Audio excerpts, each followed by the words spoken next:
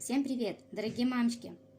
Если хотите, чтобы ваши детки не болели, посещали детский садик, кружки, школу, рекомендую наши ЭПАМчики. Здесь у меня мой любимый ЭПАМ 7 противовирусный, ЭПАМ 900 респиратор на защиту дыхательных путей.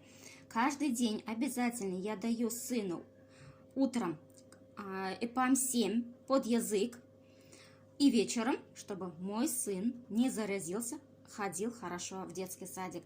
А ЭПАМ 900 я даю во время кашля. Отличные помощники, мои верные друзья.